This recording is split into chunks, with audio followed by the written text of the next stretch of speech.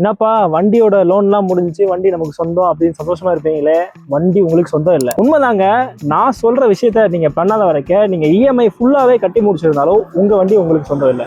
அதாவது இன்னைக்கு இஎம்ஐல வண்டி எடுக்கிற கல்ச்சர் வந்து பரவலாவே காணப்படுது. யாருமே வந்து ரெடி கேஷ் ஃபுல்லா கேஷ் போட்டு வண்டி எடுக்க விரும்புறதில்ல. கேஷ் வச்சிருந்தாலுமே இனிஷியலா ஒரு டவுன் பேமெண்ட் கட்டிட்டு மாசம் இஎம்ஐ கட்டி வண்டி எடுக்கிறதுக்கு தான் நிறைய பேர் ப்ரிஃபர் பண்றாங்க.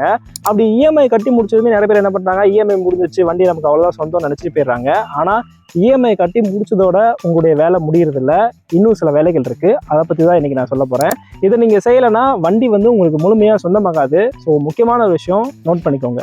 அதாவது நீங்க இஎம்ஐல வண்டி வாங்கினதுக்கப்புறம் செய்ய வேண்டிய முதல் வேலை என்னன்னா, நீங்க ஃபர்ஸ்ட் நீங்க எந்த பேங்க்ல இந்த ஃபைனான்ஸ் உங்களுக்கு யார் பண்ணியிருக்காங்களோ அவங்கள நீங்கள் காண்டாக்ட் பண்ணணும். அவங்கக்கிட்ட நீங்கள் என்ஓசி வாங்கணும். பொதுவாகவே வண்டி லோனுன்னு இல்லை, நீங்கள் எந்த லோன் எடுத்திருந்தாலும் சரி, பர்சனல் லோனாக இருந்தாலும் சரி, இல்லை ஏதாவது ஒரு ப்ராடக்டோட லோனாக இருந்தாலும் சரி, அதோட இஎம்ஐயை கட்டி முடிச்சதுக்கப்புறம் நீங்கள் சம்மந்தப்பட்ட பேங்கை காண்டாக்ட் பண்ணி நீங்கள் என்ஓசி சர்டிஃபிகேட் வாங்கணும். நான் அப்ஜெக்ஷன் சர்டிஃபிகேட் எதுக்காக வாங்கணும்னா, உங்களுடைய லோன் வந்து கம்ப்ளீட்டாக முடிஞ்சிருச்சு அப்படின்னு பேங்க் சைட்லேருந்து உங்களோட லோன் க்ளோசர் சர்டிஃபிகேட் கொடுப்பாங்க. அதுதான் இந்த என்ஓசி சர்டிஃபிகேட். இது வண்டிக்கு மட்டும் இல்லை, நீங்கள் லோன் கட்டி முடிச்சிட்டீங்கன்றதுக்கு எவிடன்ஸே இதுதான். ஸோ இது ரொம்ப இம்பார்ட்டன்ட். ஃபர்ஸ்ட் நீங்கள் இஎம்ஐ கட்டி முடிச்சது இந்த என்ஓசி வாங்கி வச்சுக்கணும். அதே மாதிரி வண்டி லோனை பொறுத்த வரைக்கும் இந்த என்ஓசியோட சேர்த்து இந்த பேங்க் வந்து ஃபார்ம் 35 ஒன்று கொடுப்பாங்க. இந்த ஃபார்ம் 35 வச்சு நம்ம இன்னும் சில வேலைகள் செய்யணும். அதனால என்ஓசி மற்றும் ஃபார்ம் 35 இன்னும் சில பேங்க்ல வந்து லோன் க்ளோசர் சர்டிஃபிகேட்டுக்கு தருவாங்க. ஸோ மொத்தமாக அவங்க என்னென்ன சர்டிஃபிகேட் தராங்களோ அது எல்லாமே வாங்கி வச்சுக்கணும். இது ரொம்பவே முக்கியம். ரெண்டாவது ப்ராசஸ் வந்து பார்த்தீங்கன்னா, நீங்கள் லோன் வாங்குறீங்க, வண்டியை வந்து லோனில் வாங்குறீங்கனாலே உங்களுடைய ஆர்சி புக்கில் வந்து உங்கள் அந்த கார்டில் பார்த்தீங்கன்னா உங்களுக்கு எந்த பேங்க் வந்து ஃபைனான்ஸ் பண்ணியிருப்பாங்களோ அவங்களுடைய பேர் போட்டிருப்பாங்க. இதோட அர்த்தம் என்னன்னா, நீங்கள் வந்து வண்டி உங்கள் பேர்லவே இருந்தாலும் அந்த வண்டிக்கான ரைட்ஸ் வந்து அந்த ஃபைனான்ஸ் பேங்க் வருது. நீங்கள் அந்த வண்டியை வந்து அந்த பேங்கோட அனுமதி இல்லாமல் விற்கவும் முடியாது, எதுவுமே பண்ண முடியாது. அதே மாதிரி அந்த பேங்க் நினைச்சாங்கன்னா அந்த வண்டியை வந்து ரெக்கவர் பண்ணிக்க முடியும். ஸோ இதுக்கு பேர் வந்து ஹைப்போதெகேஷன் சொல்லுவாங்க. நீங்க இஎம்ஐ கட்டி முடிச்சதுக்கு அப்புறம் பேங்கோட நேம ஆர்சி புக்ல இருந்து ரிமூவல் பண்ணணும். இதுக்கு பேர் வந்து ஹைப்போதெகேஷன் ரிமூவல் சொல்லுவாங்க. இதுக்கு தான் அந்த ஃபார்ம் 35 யூஸ் பண்ணுவாங்க.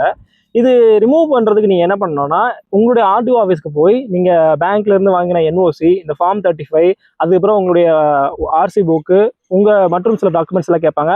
அதெல்லாம் கொடுத்து அதுக்கு ஒரு 200 ரூபா ஃபீஸ் கேட்பாங்க. அதையும் கட்டிட்டு கொடுத்தீங்கன்னா அந்த பழைய ஆர்சி புக்கை சரண்டர் பண்ணணும். அவங்க பழைய ஆர்சி புக்கை வாங்கி வச்சுட்டு உங்களுக்கு ஒரு 10 டேஸ்ல வீட்டுக்கு போஸ்டர்ல புது ஆர்சி புக் அனுப்புவாங்க. இந்த புது ஆர்சி புக்ல முழுக்க உங்க நேம் மட்டும்தான் இருக்கும். அந்த பேங்கோட நேம் ரிமூவ் பண்ணிருப்பாங்க. இதை பண்ணா மட்டும்தான் வண்டி வந்து உங்களுக்கு முழு சொந்தம் அப்படின்ற அர்த்தம். நீங்க வந்து இஎம்ஐ கட்டி முடிச்சிருப்பீங்க. அவங்க வந்து இஎம்ஐ கட்டி முடிச்சு என்ஓசி வாங்கிட்டாலே மறுபடியும் அந்த பேங்க் வந்து நீங்க பணம் கட்டல, வண்டி எங்களுக்கு தான் சொந்தம்னு கேட்க போறதில்ல. ஆனா இந்த ஹைப்போதெகேஷன் ரிமூவல் பண்ணாம இருக்கிறதுனால என்ன சிக்கல் வரும்னா, நாளைக்கு இன் ஃபியூச்சர் நீங்க வந்து வேற வண்டி எடுக்க போறீங்க, அதனால இந்த வண்டியை விற்க போறீங்கன்னா உங்களால இந்த வண்டியை விற்க முடியாது. அதே மாதிரி இன் ஃபியூச்சர்ல நீங்க வந்து வண்டியோட இன்சூரன்ஸ் கிளைம் பண்ணுறீங்கன்னா அப்பயும் சில சிக்கல்கள் வரலாம். ஸோ அதனால வண்டி வாங்கினதுமே இந்த ஹைப்போதெகேஷன் ரிமூவல் நீங்கள் செஞ்சுதான் ஆகணும். ஏன் இதை லேட் பண்ணக்கூடாதுன்னா, ஒவ்வொரு என்ஓசியுமே பார்த்தீங்கன்னா 90 டேஸ் தான் வேலிட். இப்போ நீங்கள் வந்து லோன் க்ளோஸ் பண்ணதுக்கப்புறம் அவங்க வீட்டுக்கு உங்களுக்கு எய்தர் வீட்டுக்கு சென்ட் பண்ணிடுவாங்க, இல்லை நீங்கள் போய் வாங்குற மாதிரி இருக்கும். நீங்கள் வாங்கின நாள்ல இருந்து 90 நாளைக்கு தான் இந்த என்ஓசி வந்து வேலிடாக இருக்கும். அதுக்கப்புறம் இது எக்ஸ்பைரி ஆயிரும். ஸோ இந்த 90 நாளைக்குள்ள நீங்கள் வந்து இந்த ப்ராசஸ் செஞ்சு முடிக்கணும். ஒருவேளை நீங்கள் செஞ்சு முடிக்காம என்ஓசியை வாங்கி வீட்டில் வச்சுட்டு சும்மா விட்டுட்டீங்கன்னா, இன் ஃபியூச்சரில் நீங்கள் வண்டியை விற்கும் போதோ இல்லை வண்டியோட இன்சூரன்ஸ் கிளைம் பண்ணும்போதோ அப்போ தான் இந்த விஷயம் உங்களுக்கு தெரிய வரும். அப்போ போய் நீங்கள் ஆர்டிஓ ஆஃபீஸில் கேட்கும் போது அவங்க மறுபடியும் என்ஓசி கேட்பாங்க. மறுபடியும் நீங்கள் என்ஓசி எப்பயோ க்ளோஸ் பண்ண லோனுக்கு மறுபடியும் பேங்க்கை கான்டாக்ட் பண்ணி வாங்க வேண்டியதாக இருக்கும். அப்போ அவங்க டிலே பண்ணலாம். ஸோ எப்போவுமே வந்து என்ஓசி வாங்கின அதே சூட்டோட இந்த ப்ராசஸ் செஞ்சு முடிக்கணும்.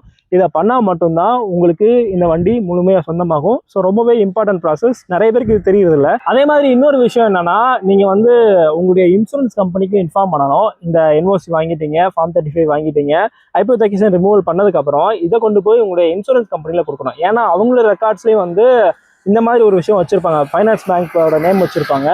அதை கொண்டு போய் நீங்கள் கொடுத்து அங்கேயும் ஃபைனான்ஸ் பண்ண பேங்க்கோட நேமை ரிமூவல் பண்ணணும். இதை பண்ணால் மட்டும்தான் இன் ஃபியூச்சரில் இன்சூரன்ஸ் கிளைம் பண்ணுறதுலையும் ஸ்மூத்லி ப்ராசஸ் நடக்கும்.